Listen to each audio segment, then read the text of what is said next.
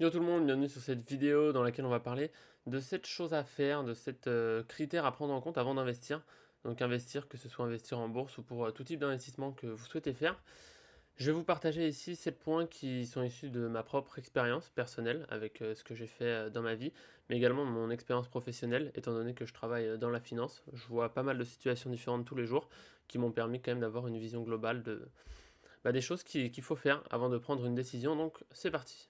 La première chose à faire, ça va être d'analyser votre situation et vos objectifs. C'est très important d'avoir une idée claire de où est-ce qu'on en est dans la vie, d'un point de vue financier dans ce cas-là, et où est-ce qu'on veut aller. Il n'y a pas de bons ou de mauvais objectifs, il y a seulement ceux que vous voulez vous mettre. Vous n'êtes pas obligé de vouloir devenir millionnaire, vous n'êtes pas obligé d'avoir les mêmes objectifs que les gens que vous suivez sur YouTube, d'avoir les mêmes objectifs que votre famille, peu importe, c'est vos objectifs à vous qui sont importants, ce que vous voulez faire, et c'est cela qu'il faut analyser. Donc déjà, il faut réussir à faire abstraction de la situation des autres pour vous concentrer uniquement sur vos situations.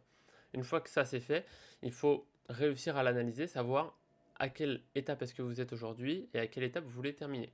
Vous voyez, vous n'allez pas prendre les mêmes décisions pour quelqu'un qui vient d'entrer sur le marché du travail, qui peut-être a envie, je sais pas, d'acheter une maison, d'avoir une vie tranquille, ou quelqu'un qui veut devenir multimilliardaire, qui a envie de se lancer à fond dans le business. Vous n'allez pas prendre les mêmes décisions, vous n'allez pas faire les mêmes investissements, vous n'allez pas faire la même chose. Donc ça, c'est très important, c'est le premier point, c'est de faire le bilan sur votre situation à vous. Donc prenez le temps de le faire, notez sur un papier, sur l'ordinateur, peu importe. Notez où est-ce que vous êtes aujourd'hui, quelle est votre situation, quels sont vos objectifs. Comment est-ce que vous allez pouvoir le faire par la suite après, ça c'est encore une autre histoire.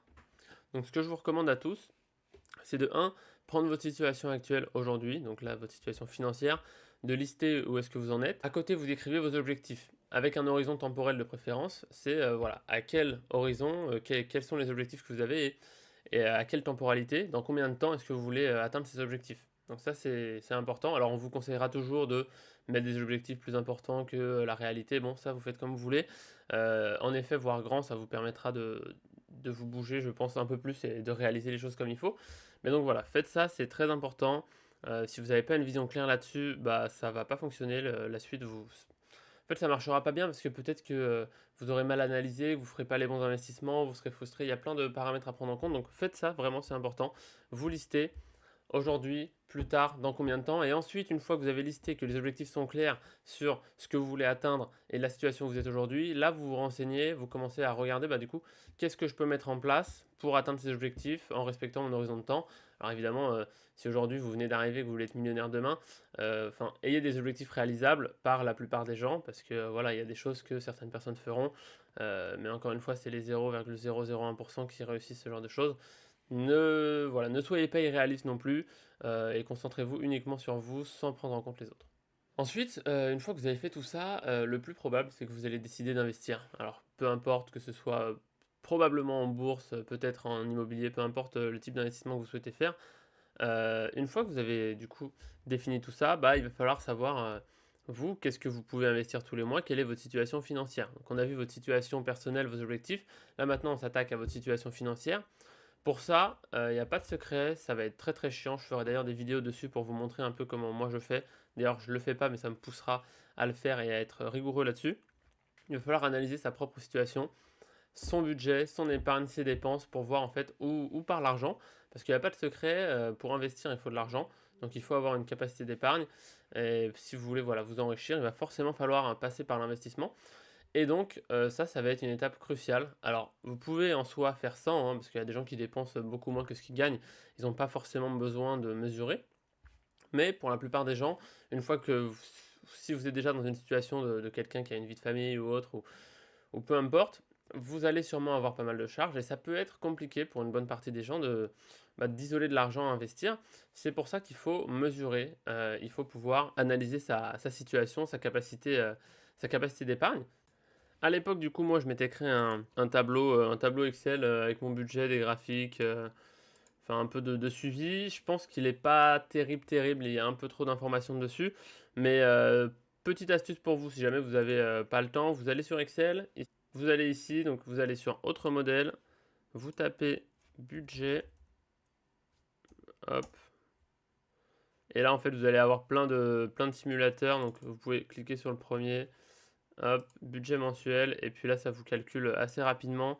Vous pouvez du coup classer vos dépenses en fonction de plusieurs catégories et à la fin, vous aurez du coup un revenu estimé. Voilà, si jamais il y en a qui préfèrent ce que je vous avais montré, le fichier que j'avais fait moi-même, où il y a un peu plus de graphiques, etc., mais qui est peut-être un peu moins clair, n'hésitez pas à me le dire, puis je vous le ferai parvenir, je le mettrai en lien dans une autre vidéo. Donc ça, très important de suivre son budget tout simplement, pour savoir, pour pouvoir mesurer, parce qu'il y a un dicton qui dit bien, tout ce qui ne se mesure pas ne s'améliore pas, je pense que c'est assez vrai. Donc c'est nécessaire pour vous et c'est potentiellement nécessaire pour beaucoup de personnes. Analysez votre budget, voilà. Notez vos dépenses. Vous n'êtes pas obligé de le faire toute la vie, hein, mais le faire un premier temps pour savoir où part l'argent, savoir si voilà, peut-être que vous faites des dépenses superflues, vous n'en rendez pas compte. Voilà, faut que ce soit en accord évidemment avec vos objectifs. Je vous dis pas d'arrêter de vivre pour investir, loin de là. Je vous dis juste qu'il faut faire la part des choses et que parfois faire un budget, ça peut aider. Donc voilà le deuxième point, ce que je vous recommande en tout cas à tous. Le troisième point, vous l'avez sûrement déjà entendu un peu partout, mais je pense que c'est quand même important de le répéter. Avant d'investir, il va falloir avoir ce que vous appelez, ce qu'on appelle un fonds d'urgence, c'est-à-dire une certaine somme de côté qui va vous permettre de pallier les imprévus. Parce que voilà, on ne peut pas se permettre d'investir tout son argent et de rien avoir de côté, parce que les investissements en général, c'est sur un horizon moyen terme, ça comporte des risques de liquidité, des risques de perte en capital.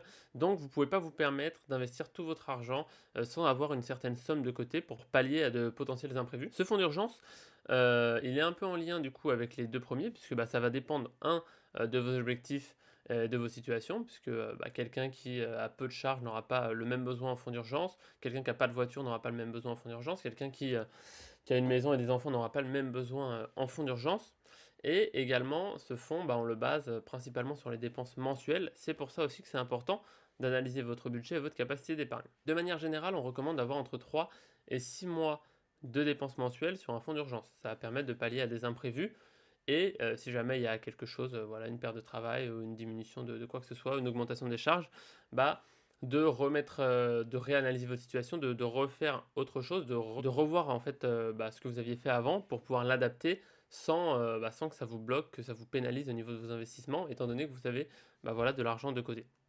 Souvent, ce que les gens font aussi, c'est qu'ils ont beaucoup trop d'argent sur des fonds d'urgence parce que ils ne sont pas forcément éduqués sur tout ce qui va être finance, etc. Et bon, moi, je vois pas mal de gens qui ont des dizaines et des dizaines de milliers d'euros sur des comptes qui ne leur servent à rien. Voilà, c'est bien d'avoir un fonds d'urgence, il ne faut pas non plus en abuser. Alors évidemment, ça dépend de votre situation, encore une fois, et de vos objectifs. Mais voilà, gardez en tête que c'est entre 3 et 6 mois. Moi, je suis plus partisan pour 6 mois parce que j'estime quand même qu'il faut être à l'aise psychologiquement avec l'investissement, que voilà, ça ne représente pas non plus des sommes astronomiques. Il y a une différence énorme d'avoir autant d'argent de côté sur un fonds disponible qui ne vous rapporte en effet pas grand chose. On parlera un peu après également du coup de la psychologie, mais voilà, moi je suis partisan des 6 mois parce que je pense que c'est vraiment important de se sentir à l'aise avec ce qu'on fait avec l'investissement, de ne pas être stressé parce que c'est pas quelque chose qui doit être source de stress. Après ça dépend vraiment de vous, c'est à vous de faire le point là-dessus, à vous de prendre les décisions concernant cette somme-là. Donc ça, c'était pour le troisième point. Le quatrième point, ça va être de l'erreur de ne pas se lancer, en fait, tout simplement parce qu'il y a beaucoup de gens qui ne veulent pas prendre de risques ou qui, pour une raison X ou Y, se disent que c'est pas le bon moment pour investir.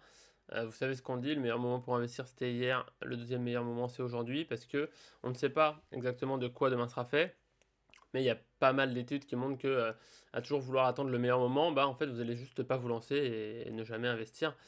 Et c'est bien dommage. Donc voilà, si ça fait déjà des semaines, des mois que vous vous renseignez, etc., et que vous n'avez toujours rien fait, posez-vous les bonnes questions. Et demandez-vous pourquoi est-ce que vous n'avez rien fait. Est-ce que c'est la peur de l'investissement? Est-ce que c'est une autre raison qui vous pousse à ne pas vouloir investir? Je ne sais pas. Comme j'ai dit tout à l'heure, c'est pas une obligation, hein, c'est tout le monde fait en fonction de sa situation, de ses objectifs. Mais bon, si vous regardez cette vidéo, c'est que je pense que vous avez pour objectif d'investir à terme ou que vous investissez déjà. Donc n'ayez pas cette crainte, essayez d'identifier d'où vient cette crainte, pourquoi est-ce que vous n'avez pas pu vous lancer pour l'instant, est-ce que c'est un manque de connaissances, est-ce que c'est de la peur?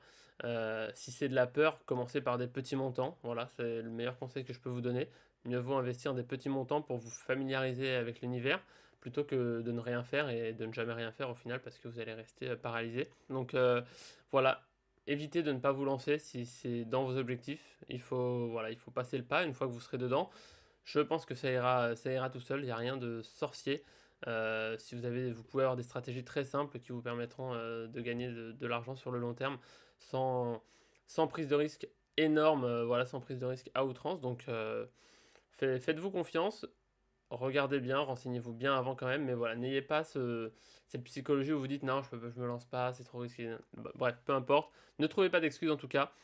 Si c'est en accord avec vos objectifs, allez-y. Et voilà, commencez par des petits montants. Ça, voilà, vous pourrez augmenter petit à petit en fonction de votre situation. Mais si vous ne faites pas le premier pas pour vous mettre dedans, vous ne le ferez jamais. Et vous aurez sûrement, je pense, des regrets dans 20 ou 30 ans. Donc pour pas que la vidéo soit trop longue, j'ai décidé de la faire en deux parties. Donc là, c'est la fin de la première partie. Et on se retrouve dans quelques jours ou tout de suite en fonction de quand vous regardez la vidéo pour la partie 2.